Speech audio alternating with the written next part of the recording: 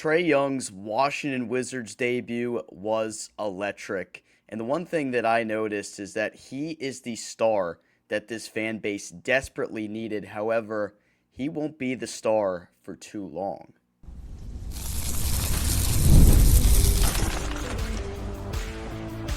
You are Locked On Wizards, your daily Washington Wizards podcast, part of the Locked On Podcast Network. Your team every day. DC family, you are locked on to the Washington Wizards, where you're part of our family. We thank you for making Locked On Wizards your first listen every single day. We're part of the Locked On Podcast Network, where it's your team, free and available every single day, and we're brought to you by FanDuel. FanDuel is giving you a way to turn that energy into an even bigger potential win with a college basketball parlay profit. Just head to FanDuel.com to get started. That's FanDuel.com. FanDuel. Play your game alongside the DC Sports content creating savant Abdullah Ayubi. I'm Ben Strober, and I cover the Washington Wizards for Roundtable IO. AB, it's good to be back with you today, man. Good job, you and Tyler. Shout out to Bro for yesterday. You guys killed it. How we doing? How we feeling? I mean, this is the first time I'm talking to you since last night. Yeah, Ben, you were suited up, man. You were looking fitted out there for Trae Young's Wizards debut. It was amazing. The energy last night, Ben, was definitely one that we're going to go back and say this was the night for the whole season. That is exactly what I want to get into today. It felt like a breath of fresh air. Trae Young is the star that this fan base needed, and I detailed that in an article I put out on Roundtable IO. I also want to talk about Trae Young's defense today because it was suspect. That was expected, and I'll tell you why I think the Wizards can maybe mask some of those deficiencies. And then I think my attitude might have changed about what the ceiling of this team could look like next year based on last night, and I'll explain why. AB, last night, you could just tell that there was a different type of energy in that building yesterday in Capital One Arena. You didn't even need to see Trae Young walk out on the floor yet. You could just feel it when you were in there. And I'm like a firm believer that like energy in the universe is something that you can just feel when you walk in. I noticed like a heightened sense of security around there. I'm like, oh man, this is a big deal. Trae Young is a dude that just brings showmanship to the court. And I think that's important. And I think this Wizards fan base now, outside of a year where you have Russell Westbrook after you traded away this franchise's star in John Wall, and the fans didn't really get to appreciate that because of the COVID season. There weren't really fans involved for that. This was the jolt of energy that I think the fan base really needed from a star-powered player on the floor. And AB, I think he's the star that they needed to get this franchise rolling into the next step in the next direction. But I don't think it's going to be a long-term type of star. Something will have to change at some point. Yeah, like you mentioned, us Wizards fans have been star-deprived from the days with John and Brad. You had Russell Westbrook for one year. Outside of that, just really not much to look at when it comes to Trae Young's ability to attract eyes, the media outside of Washington. People will start looking at us and saying, hey, Trae Young still got some juice left in the tank. He is not washed at all. And this whole perception that he's not a winning player is bogus. I mean, look at it, Ben. Last night he was playing with guys like Leaky Black, Julian Reese, who just signed with the team less than a week ago. And he's going out there and making his teammates better. In limited action, Ben, 19 minutes, 12 points, 2 rebounds, 6 assists, 2 steals, and wanted to get his feet wet, had an and 1-3. It was just that first basket, hearing the crowd scream, man. I just don't remember a time where it was that loud, probably since that Game 6 shot that John Wall had in 2017. And it's just an exciting time right now to be a Wizards fan because you know that this is the turning point. This is what you've been waiting for. And Trae has embraced the city. Him getting ejected not too long ago against, I forgot who it was, but him going out there and standing up for his teammate and getting ejected, or against the Rockets, just goes to show that he cares about this city. A lot of players in the NBA get traded to some place, and particularly even Washington, where it's known as a place where stars don't want to go or they die out. But Trae's trying to change that perception, and he's done so far. And seeing AD on the sideline, knowing that hopefully you land a top 4 pick, this team is going to be competitive next year, and they're going to be so fun to watch.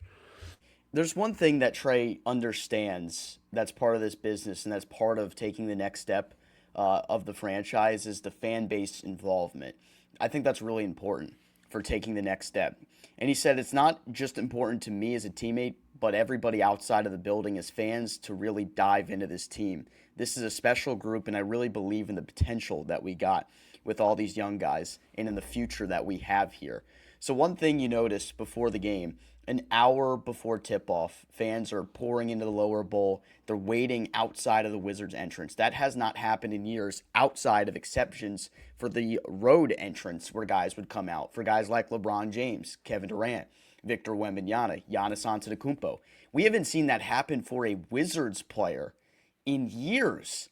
It felt like a jolt of fresh air, a shot of espresso to feel that type of impact that a player can have. And I want to get into just like his play on the floor, the showmanship, and why I think it was necessary. I feel like his game yesterday, you know how we've talked about so many times that he's supposed to be an elevator for this franchise and the young guys?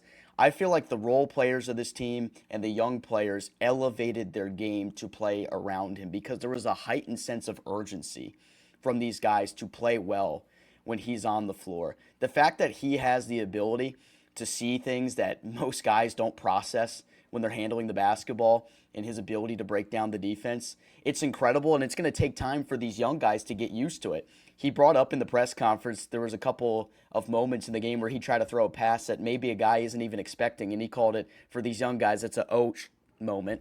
And yeah, like I saw a couple examples of that where he is so good at seeing things that aren't even really there initially, and he makes those plays happen that the guys aren't even necessarily ready for it. I think there was one instance where Juju Reese was under the basket. He had a monster night, so all the credit to him. But he wasn't even expecting the dime that came down there from Young. There was one time where Bilal didn't expect one in the corner.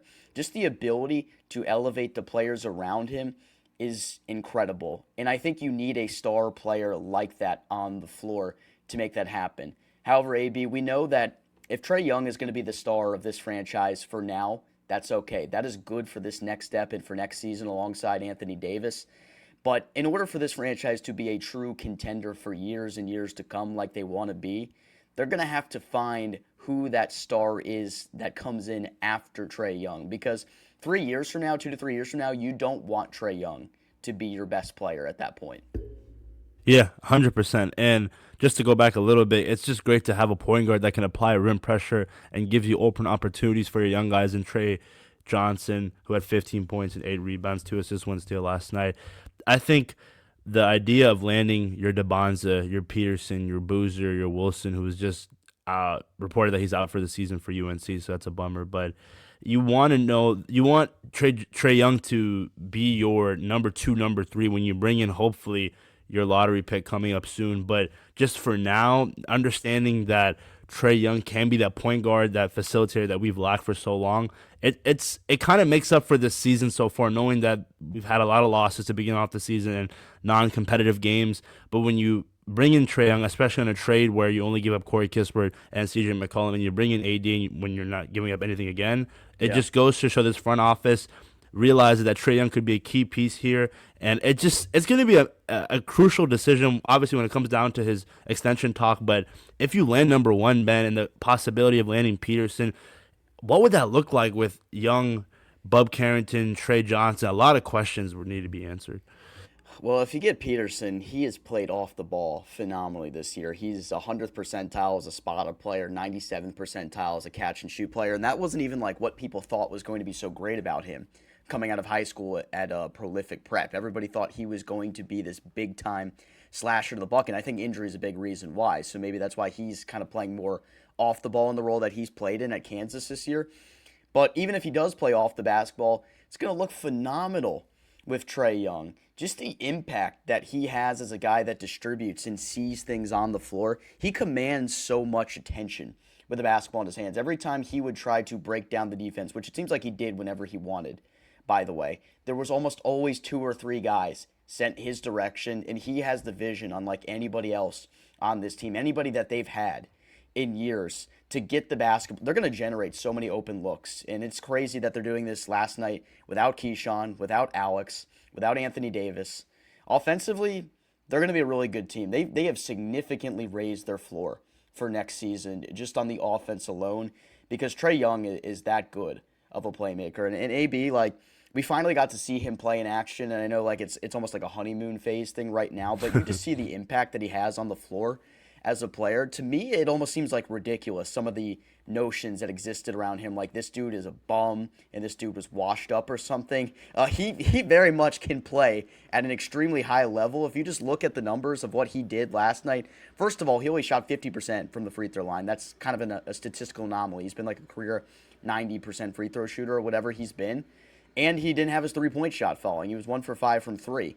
If he had a couple more of those go down and he actually shot better at the line, getting his legs back under him, as he said, he could have put up 20 points in the 19 minutes that he played, and there were opportunities for him to have more assists. A couple of guys didn't capitalize on some good passes he made. This dude, when he's playing real significant minutes last year, is going to put up pretty big-time numbers. And like you mentioned, I can't wait for him to play alongside Alex Sarr. The lob threat ability, the pick and rolls, it's going to be endless, and it's going to be nightmare for a lot of these defenses, Ben, because, again, if you have Trae Johnson, you have Keyshawn George, how are you going to collapse but then leave those guys wide open? And if you're playing tight on the wing or on the perimeter, then down low you're going to have Alex Sarr and AD. Next season, Ben, I think play-in should be the floor. I think the ceiling is potentially the 6th seed. However the lottery goes in your favor, that just all depends on those balls. But I'm just excited to watch winning basketball, and not just winning basketball, competitive basketball as well. Yeah, exactly. And you got a big-time loss last night. So that was another big silver. I wasn't even really going to be mad if they won that game, but they actually ended up losing it, even though they made it a little bit close at the end. But that's okay. One thing about Trae Young I notice is that teams hunt him defensively. Will this be a big problem for the Wizards? I'm not sure, but let's talk about that when we come back.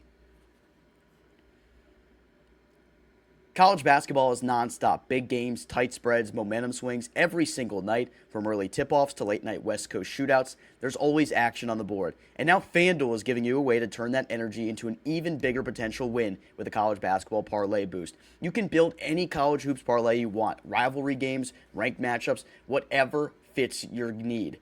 You can mix spreads, totals, player props, whatever you want. Then you can apply the profit boost and instantly bump up that potential payout. Go safe, go bold, ride with the team you've been following all season. It's your parlay, your style, now with more upside behind it. Head to FanDuel.com to get started. That's FanDuel.com. FanDuel, play your game.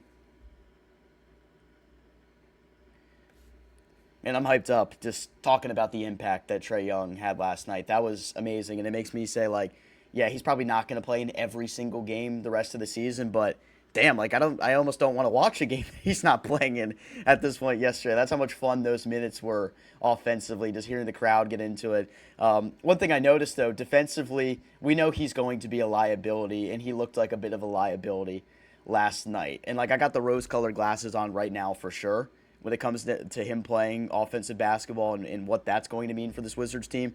But on defense, he is going to struggle. Utah, a team with young players and not even a lot of its talent playing, they were able to expose some of these matchups, get him on switches and hunt him down for some of these easy buckets. And just at his size and his position, he's never going to be a plus defender. But this organization made that move keeping that in mind. You feel like if you have a front court of Sarr and AD out there with some level of consistency, maybe if Boozer is out there instead on some nights, if you do end up landing him, alongside some of these wing defenders that you have in Bilal and Keyshawn, you do feel like maybe that can mask some of these deficiencies, but it's going to be interesting to see how it shapes up, because it's going to depend also who you land in this draft. Because if you run out there with a backcourt of Trae Johnson and Trae Young next year, that's going to be really good offensively, but I think those two will struggle as a backcourt defensively. Can you have two guys that are that poor on that side of the basketball out there on any given night? I think Trae Johnson has potential to improve a ton on the defensive side of the basketball, but right now he's definitely been a step behind. So that's something I'm keeping in mind right now, AB. How do you see this kind of shaking out with his defense being an issue? You know, it's funny. I remember when the rumors were coming out that Trae Young might come to Washington, Wizards fans were saying, oh no, like he's a bad defender, as if Washington is the greatest place on earth to ever play defense. I'm not really worried about it, Ben. Like, if I'm being honest, what he offers you offensively, like you said, mentions any defensive inefficiencies that he has. And I'm at the point right now where in the NBA, obviously we would love to hold our opponents to under 100 points a night. But if you can score 125 to 130, I'd rather have that than and struggle on defense than be a really good defensive team and not be able to score the ball. Trae Johnson, Trae Young, just watching them offensively, seeing Trae Young find Trey Johnson in transition, it just seemed like every time a pass was coming from Trae Young, it gave the Wizards shooter like 10 plus attributes from the 3-point line.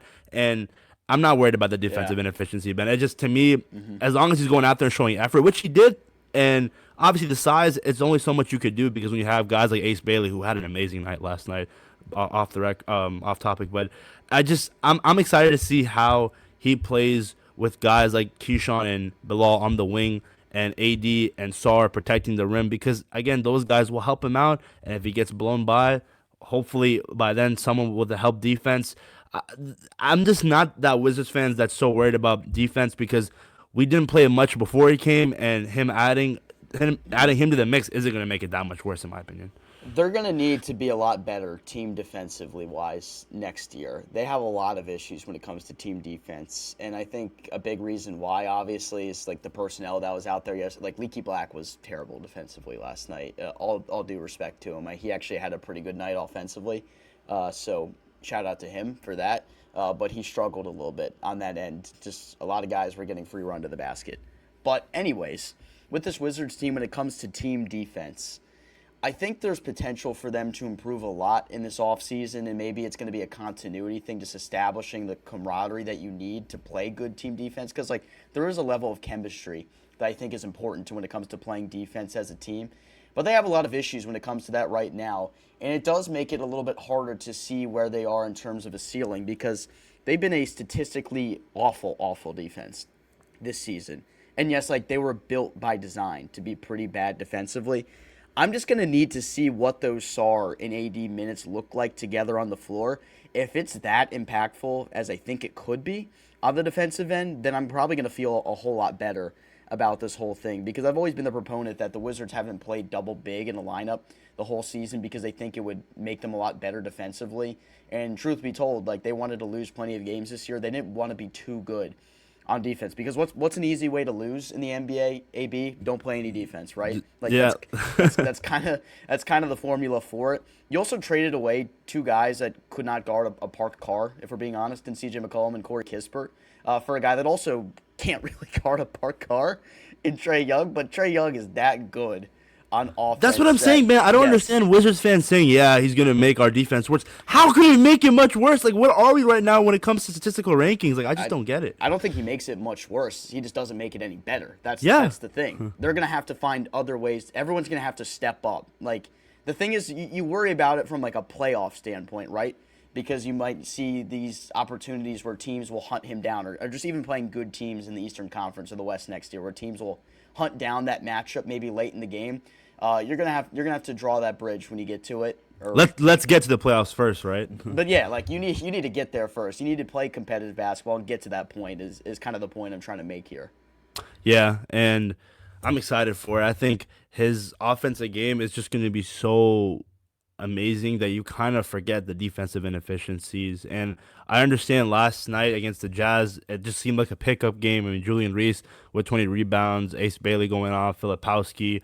But at the end of the day, knowing that next season there's no motive to not win too many games because there's not a top 8 protection pick cloud hovering over this organization, it's going to mean something. And Jason Tatum coming back, man, that just adds the Celtics to obviously another level, because they're already good. They're already good without him this season. So the Eastern Conference, even though it's not that stacked compared to the West, it got good all of a sudden. Yeah, I know. If you're the Wizards, if you want to make your mark, next season is going to be not a jump to making the Eastern Conference Finals, but it's going to be a jump and sending out notice to all the teams in the East saying we're coming.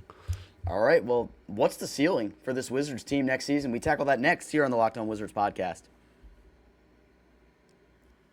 This episode of Locked On Wizards brought to you by 5 Hour Energy. Here is the flavor draft, 18 different flavors to choose from, including new options like Confetti Craze, Fruity Rainbow, or Cotton Candy. There is something for everyone. The board is set, the flavors are ready, and I've got my number one pick for the 5 Hour Energy flavor draft.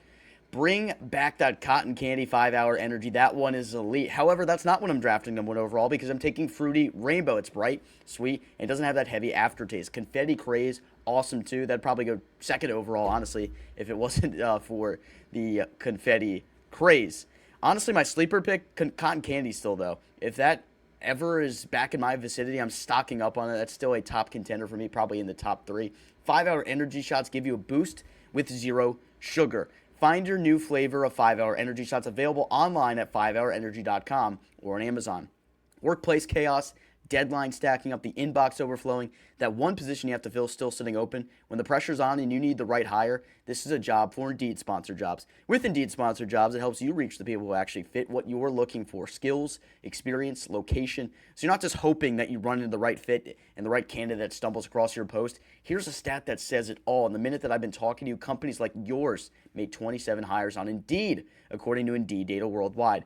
So if you're hiring, spend less time searching and more time interviewing candidates who check all of your boxes with Indeed Sponsored Jobs. Spend less time searching and more time actually interviewing candidates who check all your boxes. Less stress, less time, more results. When you need the right person to cut through the chaos, this is a job for Indeed Sponsored Jobs. Listeners of this show will get a $75 sponsored job credit to help you get your job the premium status it deserves at Indeed.com/podcast. Just go to Indeed.com/podcast right now and support our show by saying you heard about it Indeed on this podcast. Indeed.com/podcast. Terms and conditions apply. Need to hire? This is a job for Indeed Sponsored Jobs.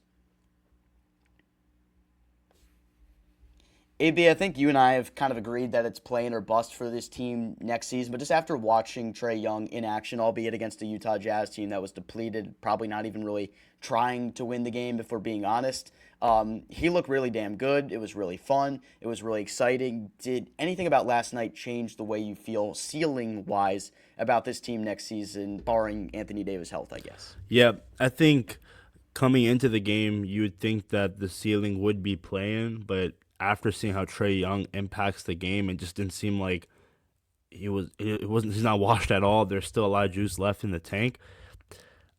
If the lottery goes in your favor, I think this team could potentially play for that 6th seed. And I understand that there's Detroit, there's Boston, there's New York, Philadelphia. Tyrese Maxey is a dog.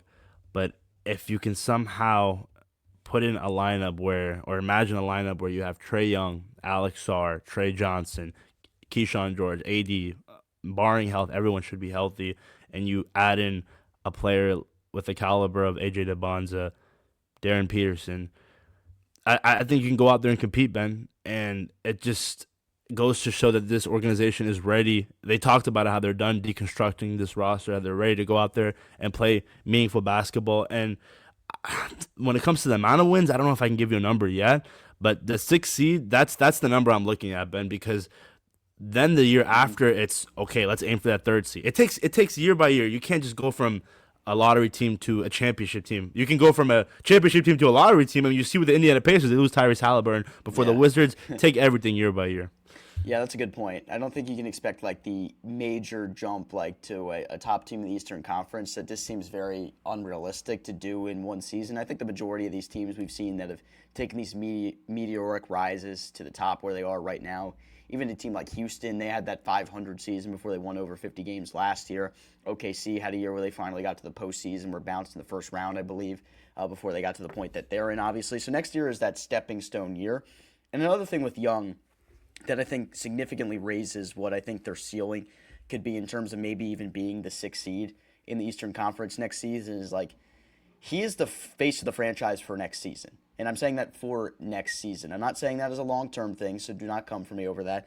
But everything that Young has done since he's got to DC is giving, like, I am the face of this franchise. I haven't played a game for this organization, and I'm taking on that responsibility, that role that comes with it. Because even if you do get the number 1 overall pick and land Peterson or DeBonza in this draft, it takes time to get to that level of pedigree in the league. Like maybe Cooper Flagg is already rising to that level, but next year is where like he's really going to get the keys to that Dallas franchise.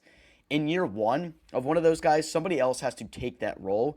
And I think for an organization to be really good and compete every single night and establish that culture of winning, you kind of need the face of the team, somebody that just leads by example and leads vocally the way that Young has. And just everything that he's done, wearing the John Wall jersey, on John Wall celebration night, the Ovechkin jersey, attending all the events at Capital One Arena, the Allen Iverson Georgetown jersey, getting ejected before he even played in the game. All this stuff is like him saying, hey, like I'm going to be the face of this franchise for the time being to get them to the next step. And I think that's a good thing. I think if you want to take the next step as an organization and really start to compete, really start to win, you need somebody that is just leading the way, leading the charge that I think this Wizards team can get on next year. That's what Young is going to do. And he has the experience. Look at it. He was a young guy that led the Atlanta Hawks team to the Eastern Conference Finals. And this idea that he can't play meaningful and winning basketball is just absurd. I think he's one of the best operators of the pick and roll, elite passer, can shoot it from the outside. And yesterday's game, when it comes to the three-point line or three-point shooting and the free throw line, was an aberration, like you mentioned. I think his ability to knock it from the outside is going to allow more open opportunities. I just can't stress it enough. Look at the cast that he was playing around. It's not going to be those guys next season for sure. I mean, Leaky Black, Anthony Gill with 34 minutes. A lot of these young guys trying to put their mark on this rotation for next season. Bilal Coulibaly played 34 minutes. I mean, Bilal shot, if I'm looking at it right, 2 of 4 from three-point land. Think about it. Like, it's going to be exciting when teams are going to try to pick their poison on, should we put pressure on Trae Young? But if we put pressure on him, we're leaving that guy in the corner wide open. And just seeing how the Jazz played yesterday, they knew they were like, we need Trae to beat us. It's Trae or someone else. And it was amazing how the half-court set defensively. At one point, I swear, Ben, I was watching it, and Henry Brown and Josh Valdez, and I pointed out that the Jazz were 4 guys towards Trae's side. Like, it's just amazing how much attention he attracts. Yeah, and it matters to have a guy that generates attention like that. And honestly, you just watch this game and it's like a revelation. You're like, oh my God, when a point guard actually gets to the rim and puts pressure on the paint, look how good you can look offensively. Who knew? Who knew? We barely saw that. I mean, Sharif Cooper was the one that was really doing it at one point. And that's why the Sharif Cooper minutes, I think, looked as good as they did. You're like, damn, like this is a point guard that actually is beating his man off the bounce, getting 2 feet in the paint, and breaking down the defense. Good things happen when you get and put pressure on the rim. The way Sarr has this year, he's put pressure on the rim, and that's made him a better player. If you have a point guard that puts pressure on the rim, everybody else is going to feast. That's what we saw last night, AB. Man, it's gonna be an exciting time to watch this team next season, the off season, everything that's gonna go down with the lottery. After lottery day, whether it's going to be a great day or a horrible day for us Wizards fans, it's going to be, and you can mark this down, the last time we worry about draft picks and all, because this team is going to be playing meaningful basketball for years to come. I really think you're right, and I really hope you're right, because I'm done doing this nonsense. Oh, of course. I'll say that. Yeah. Last night was kind of just the start. It really felt like the beginning. We had defensive chance in Capital One Arena, Ben. Like, when's the last time? Second time this year. Only John Wall night it happened. And yeah, it's the effect, man. The Trae Young effect was certainly real last night. It felt like the new era of Washington Wizards basketball beginning last night. Trae Young is the face of the franchise for now, but maybe not down the road. That'll do it for today's episode of Locked On Wizards. We hope everybody enjoyed, tuned in with us. For my co-host, Abdullah Ayubi, I'm Ben Strober. Talk to you later.